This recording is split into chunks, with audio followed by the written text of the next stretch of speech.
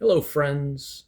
It's I, your favorite comic book artist's favorite comic book artist. I'm Jax, and I'm here with my top 10 pickups for 2025. We're going to start with number 10, of course. Amazing Spider Man number 101. First appearance of Morbius, the living vampire. Pretty cool book.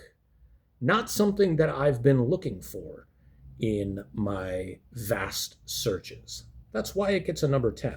Still a very, very cool book. Number 9 is none other than King Ghidorah. This Haya toy is about 22 inches or more in wingspan and a little over a foot tall. This thing is, sorry, the king is supremely badass. And that's why he gets on the top 10 at the number 9 spot. In the number 8 spot is a book that I've periodically had my eye on, but not a book that's been on my radar until I found it right in front of me. And that is Amazing Spider Man number 51. Second appearance of the Kingpin, first cover appearance of the Kingpin. My number 7 pickup this year was, I believe, one of my first pickups for the year, or first big pickups that I knew was going to end up on this list. And that is this CBCS edition. Wipe this bad boy down. Jenny Frison variant of Sick Tick number 1, 9.8. Great deal on this pickup. This is one of two things that were not found in the wild. And Richard, who's also going to be doing his top 10 pickups, was saying he makes certain exceptions for pickups, especially for top 10s, things like Golden Age books that you're not going to find out in the wild very often. So this is one of those pickups that might be able to be yes or no, since it was found online.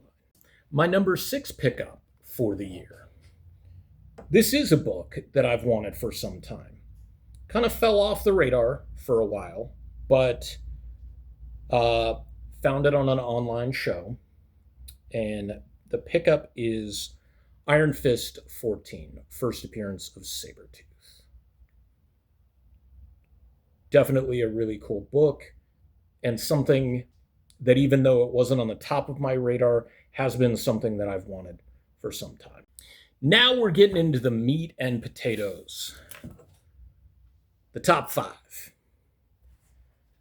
This was very, very difficult for me to pick, not just based on the items themselves, but specifically the order that they went in, and trying to decide what fit in terms of the criteria of top 10 collectible pickups.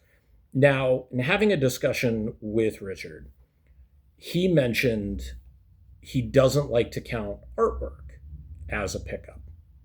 I kind of agree with that, because a lot of original artwork, commission or otherwise, is just going to dwarf a lot of other stuff. However, my top 5 is so brutal to myself that I think you will agree that all of these deserve a spot in the top 5, although you might position them differently. So number 5 in my top 5 is my signed machete from C.J. Graham.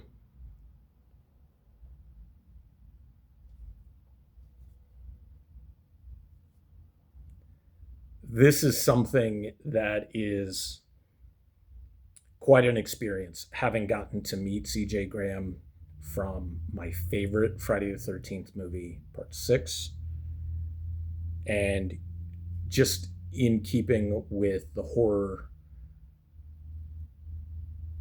ideology that horror people are really good people.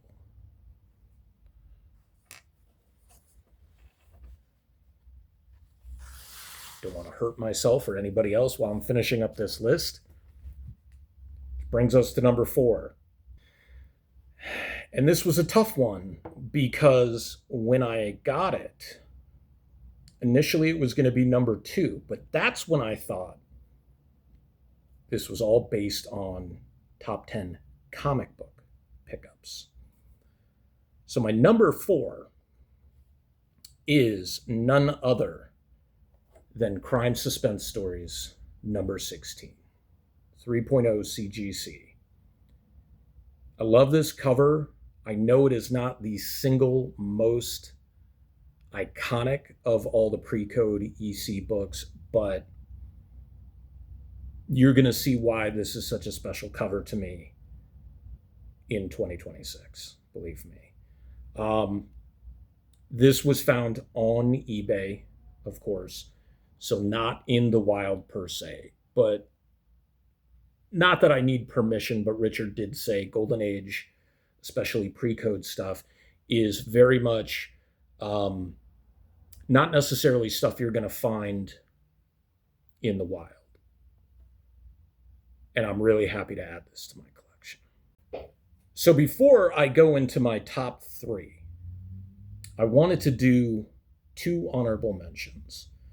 There were so many really cool pickups this year that I could have put any number of comic books in my honorable mentions. And had this been a top 10 list of just comic book pickups, one of these would not have been in my honorable mention. My first honorable mention is this autographed Christine Elise 8x10 from Child's Play 2. Got to meet Christine at Tucson Comic-Con this year, and when I gave her a copy of Welcome to Pleasant Falls, she asked which 8x10 I would like to trade for it. And if you watched my Tucson Comic-Con recap or breakdown, I was just like, no, that's not why I'm giving you the book. And she said, well, I'm trading you for an 8x10. And so I decided on this one because I had such a huge crush on Christine Elise as Kyle. And if you didn't already know, she is why the main female lead in Euthanasia is named Kyle. That's the impact that she had. My other honorable mention could have easily been in my top 3, but you'll see why it didn't quite make it. This is a book that I picked up at Phoenix Fan Fusion. That was then brought to Mad Monster in Phoenix and signed by Brad Dourif himself. Chucky, Volume 2, Issue Number 1, photo variant. I mean, it doesn't get much better than that, right? So, I know what you might be thinking. If Crime Suspense Stories number 16 was your number 4, what could possibly outrank it? Well, my top 5 are all horror based. So my number 3 has to be My Good Guy Doll. Now, I went back and forth on this because the doll was actually picked up in 2024, just before Tucson Comic-Con.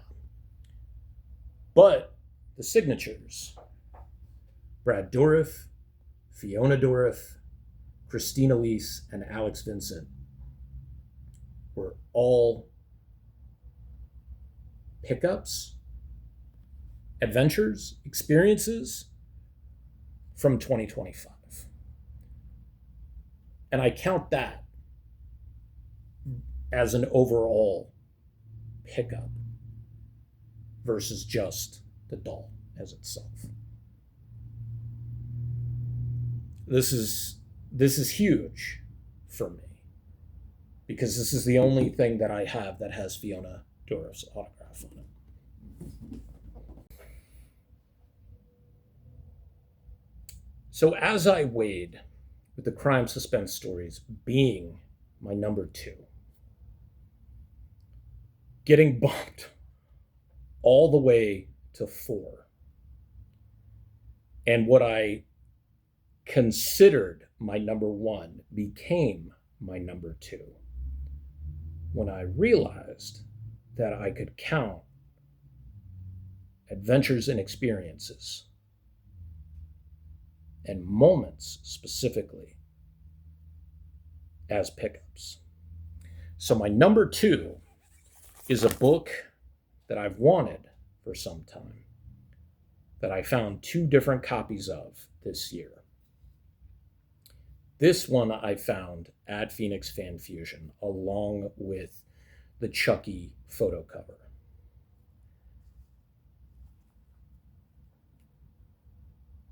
Child's Play 2, number 1. Signed by Brad Dourif at Mad Monster. Signed by Christina Lease at Tucson Comic Con. And signed by Alex Vincent at Gathering of the Ghouls. The reason I'm doing my top 10 now versus later is I have an opportunity before the end of the year to get these slabbed and verified. And I wanted to make sure to be able to share this top 10 list with all of you. So until a few days ago, that Child's Play 2, number 1 autograph was my number 1. And until I started thinking about it and collecting the information, collating it in my head, my number 1 could only be my photo op with Brad and Fiona Dourif from Mad Monster of this year. Whether or not people understand what horror and horror movies mean to me, this moment in getting to meet Brad and Fiona is something that when I saw the opportunity for it, I had to take it. Chucky is my absolute favorite horror movie character of all time, having overtaken Jason and Leatherface this year alone, after having seen the Chucky series and seeing the development and the characters grow over the years and just falling more and more in love with that doll and the Chuckyverse. And getting to meet 2 people whose work I admire, who are also just really wonderful human beings. I mean, Fiona gave me a hug, hugged Agnew, was holding Agnew, and the whole story behind the empty box is, well, Chucky escaped because he's right here.